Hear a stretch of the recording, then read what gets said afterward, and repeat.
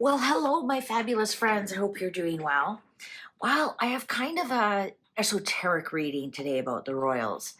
And it just really makes me wonder. And I'm using the Unveiled Tarot. This deck is we've really connected, and so I'll continue to use it.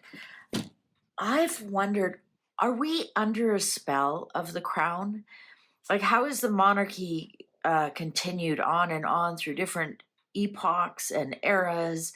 I mean, and monarchy goes way back to times of ancient Egypt.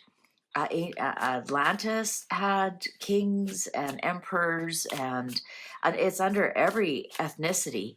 Anything from a chief in a tribe to in Far East, they have emperors and kings, and of course, we do in the West. A lot of the European, at one time, every European country had a king and a queen.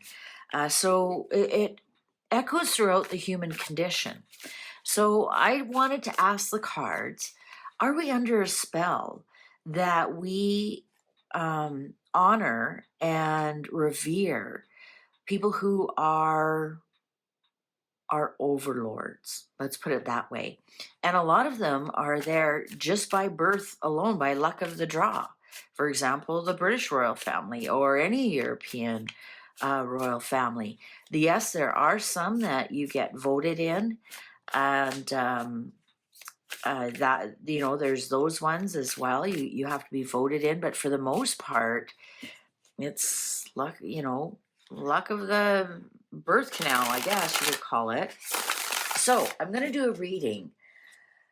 What are we really worshiping here? So this is, like I said, a little bit esoteric, but it's also something different, right?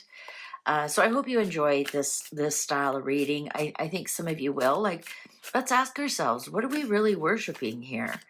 Is it just that they're good people, or perhaps we were told to, right? Just as the same as you're brought up to obey your parents and your teachers, and so are we brought up to obey our kings and queens and revere them, or is there something there in the human psyche? So allow me this indulgence, if you will.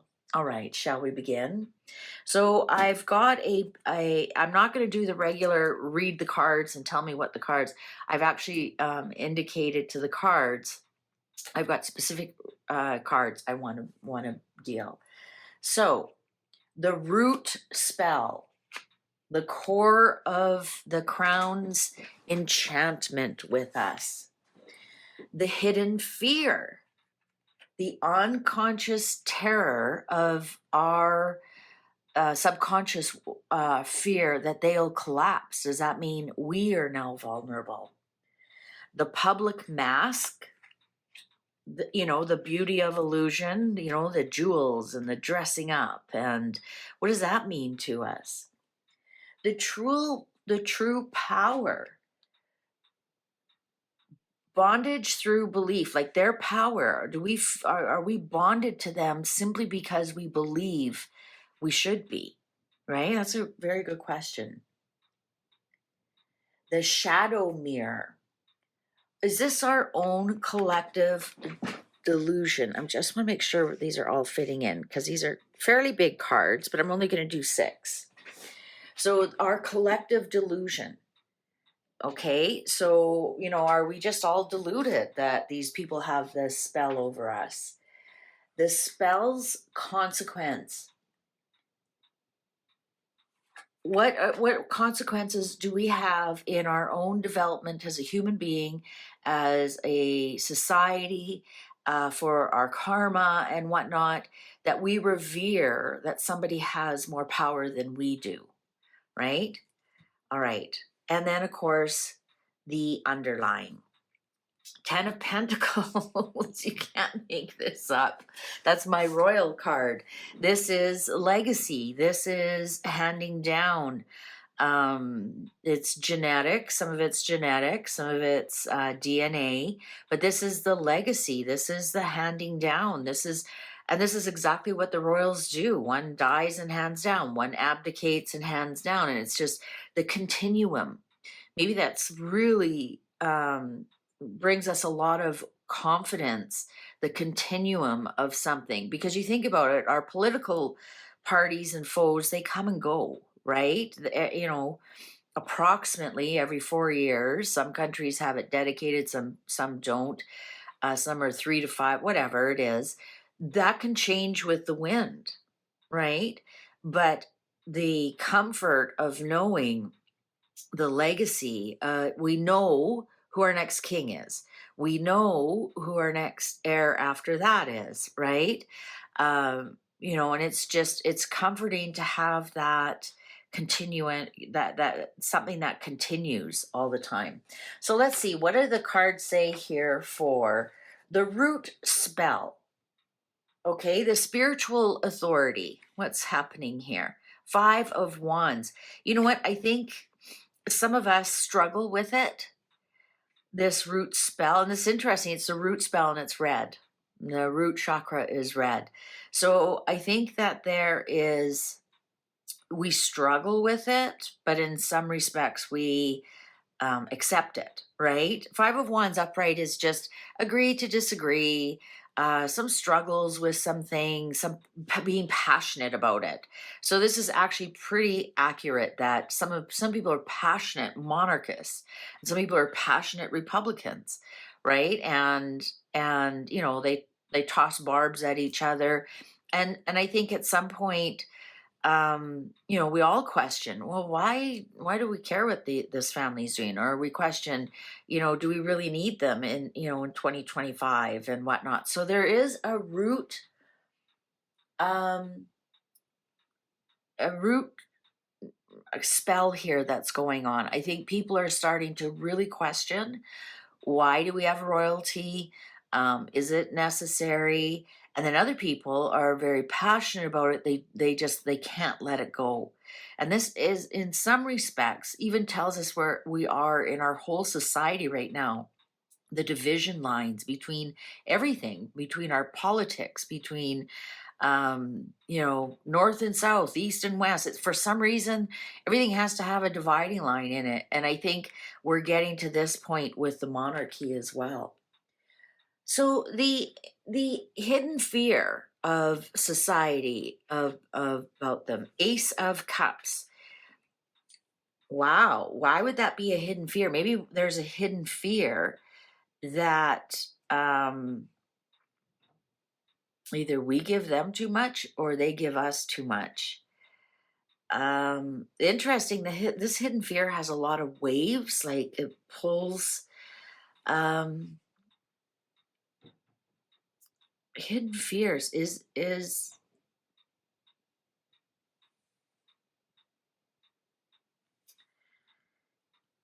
are do we secretly fear we give them too much? Too much of our own our own sovereignty. This is our hidden fears. Ace of Cups. This is our hidden fears that maybe we put them up on a pedestal too much. And we're afraid that if we put them up on these pedestals and they stumble and fall, that will make us look stupid. So that kind of makes sense. The public mask, the beauty of illusion, Knight of Swords. You know, this is really interesting because the public mask here, this is, we want to know everything. We want journalists to tell us about them. We want documentaries on them. The Knight of Swords is a writer, is a journalist, makes documentaries about them. And this is the pageantry, the gowns, the garden parties. We just, you know, this is very, very true. The public mask is, we're insatiable about the information on the royals, especially now in the land of the internet, especially now. And this is, you know, it's interesting. The public mask is, you know, that's why I love these cards. Look, it's like going to war. And it's almost if some people want to know everything so they can find out something to bitch about. And then, or to complain, or, you know, they're obsessed. And then if the royals don't act like they do, like they want them to, here with this Ace of Cups, They tear them down. They wear a mask. This is actually really revealing. The public mask is, yeah, we are constantly attacking them with words or wanting more, wanting more, wanting more. We want that journalist to get, we want to get that story, we want that author to get that story. We're constantly after them. And now this one makes more sense. We are actually afraid that we want to know something, but if it's something that disappoints us, it's going to break our heart, right? Like when Diana and Charles got divorced. That was supposed to be the fairy tale wedding of the century, right? And then we found out all the dirty details about it and everything. Well, that turns that right on its head, doesn't it? We put them up. We did put Diana up on a pedestal. We got knocked down pretty hard, some of us. And we did, put their marriage up on a pedestal, and we were all invested. We wanted to know everything about it. And then when we did, we were really upset to find out a lot of things that we probably would have been. Ignorance is bliss. All right, the true power. This is like the true power the royals have over us. Ace of Wands. They just are constantly coming up with something new. As much as they are an old um they are an old monarchy. They're long in the tooth, but it's getting passionate about them. Their true power is we don't know what they're coming up with next, and when they do, we are all over it like a wet rag. We love like the newness of something, like a wedding or a birth, or it was a long time we had to wait between coronations, but we're, constantly, who's the next one in line? Who's the next? And what are they doing? What are those children doing? So that's their true power, is we are all in on what's next, right? It's so difficult to walk away from Meghan and Harry because we are rubberneckers. We want to know what's next. What's next? Also, this is the phallic symbol, and this is the intrigue. Oh, who has a new boyfriend, girlfriend now? Who are they dating?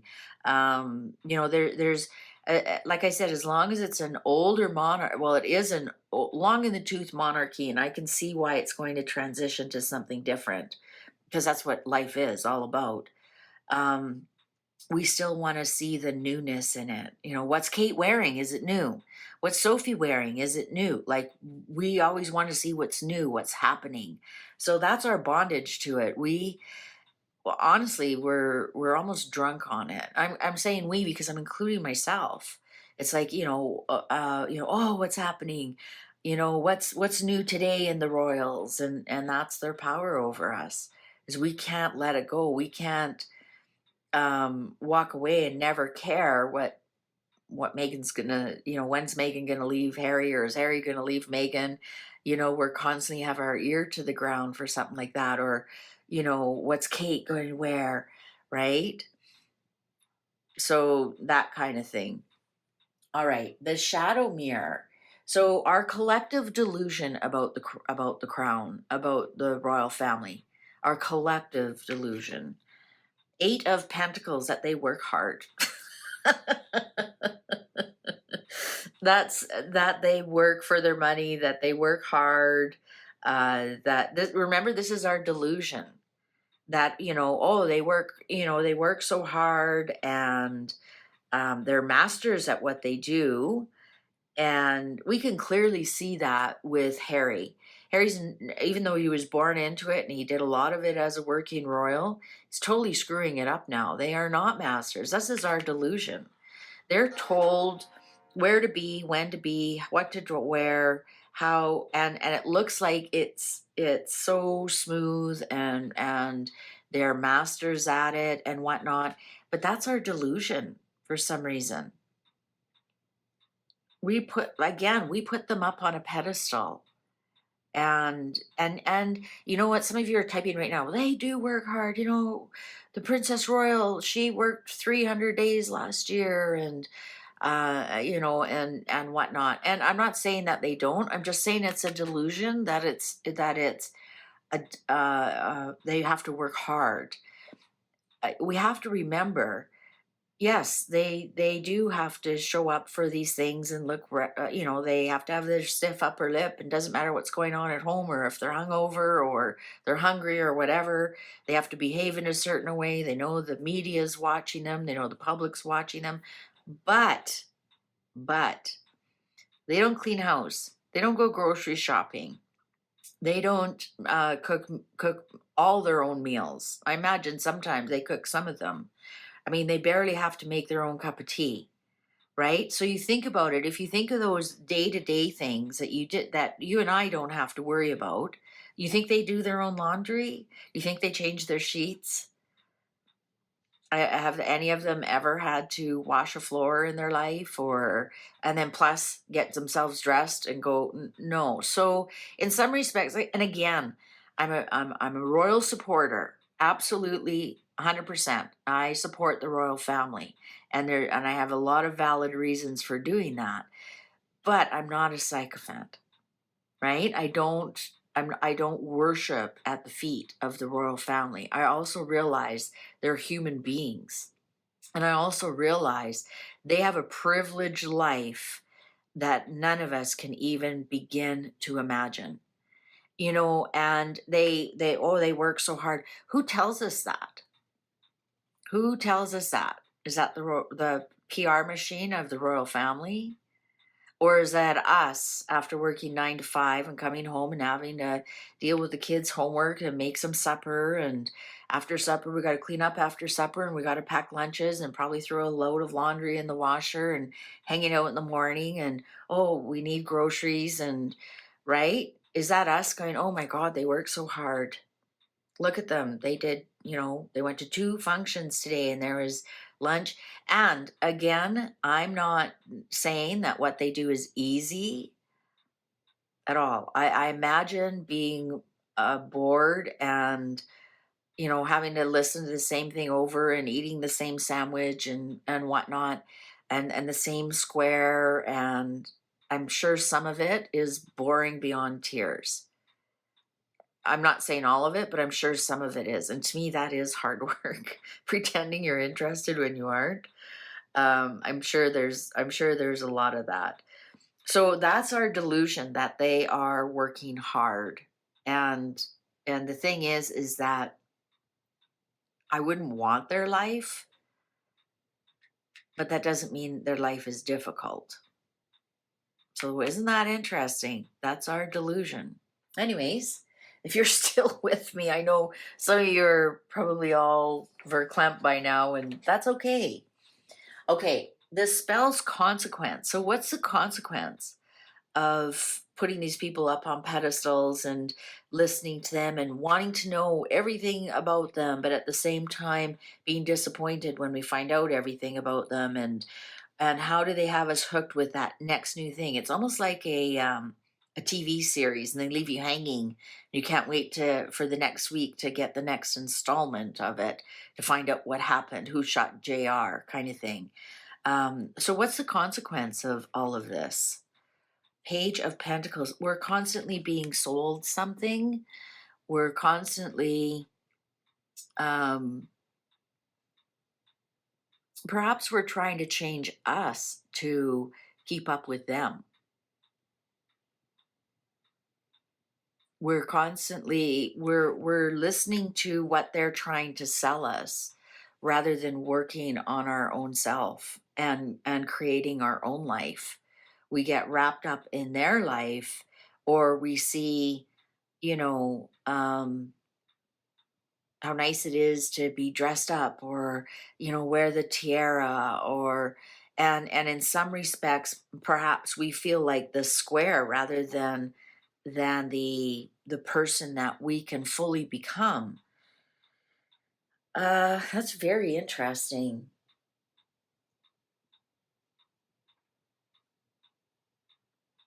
Almost like, and I'm not going to say spiritual limbo. I'm going to say it takes away a little bit of us becoming us, that we live vicariously through the crown or through the monarchy. And, oh, we can't wait to see the next Catherine and William video that they released today. And, we see that, oh, isn't that nice? Look how beautiful that is. Oh, they're so in love. And then perhaps we look at our life and we don't have maybe a great relationship. Maybe we don't have fields to frolic through or, beautiful views. And, maybe we don't have time to smell the flowers. So when we put ourselves into admiring all this and all the time we spent with that, maybe we could be carving out a life for ourselves. So we do have time to have a really nice relationship. Or do we compare our relationship to theirs and go, I wish my husband loved me that much, or I wish my wife, was that pretty, or, there's something here that we don't take time. The consequence is to carve out our own life. Wow, this was actually kind of really deep. I didn't expect it to be that deep. I honestly didn't. What's very interesting here is we have no major arcanas. So all of this is changeable. And no kidding, look how much it's changed since Queen Elizabeth has passed. Look how much we anticipate the change when William will become king, right? Major arcanas are things that we're just kind of stuck in. But I think also as society is evolving and, there's more transparency with the royals now. Like, we didn't hear Queen Elizabeth had cancer at all. So the fact that we know the king has it, and of course, he's not telling us what he has, that's even a big change. So things are really evolving. And I think they're going to continue to evolve. But there is some comfort in us knowing the continue, we know that it's going to continue, that there is an heir. I mean, that was the whole big thing with Charles, you know, an heir and a spare and an heir and pressure to get married, pressure to have that heir. There was a lot of pressure on him, and that's because that's what society wants, is they want to know that that's something that's going to be a constant and continue in their life, no matter what's going on in their life. The royal family is there, that stability is there, even though down on the ground we may we can't wait to get the dirt on them. We can't wait to see what they're doing next. And and what's it stopping us from doing is creating our own lives, or not, or stopping from comparing our own life. So anyways, that was something different. What did you think of that? I don't know if I'm going to do too many of these, but I just thought, you know what? I had a comment that I wasn't, I don't support the royal family, and I thought that's not true. And I just started thinking about it, and I thought, okay, why are some people under this massive spell that there's such sycophants right, that the royal family can do no wrong? And I thought that's wrong too. You've always got to question who your leaders are, which they did many years ago. Look at how many times they off with his head and off with the king. Boom, done. And the people have spoken, and just like in France, they've cut the king's head off. They beheaded him, and then Napoleon became emperor. Right? So they just traded one person for another. They still wanted a king. They just didn't want that particular king. So back then the people did speak up a lot louder, and now in some respects we just take what we're offered, and we kind of have to suck it up. And I think this is the struggle here. I think it's divided on whether Charles is a good king or not, and I think a lot of it has to do with how he's handling his son, and also what's going on in Britain, and he hasn't said a word. All right. Well, there you go. If you didn't enjoy that one, I apologize. If you did, thank you for hanging on till the end. And YouTube's going to show you a video you possibly haven't seen. Why don't you click on that? And I'll see you over there. Thanks for watching. Take good care. Bye for now.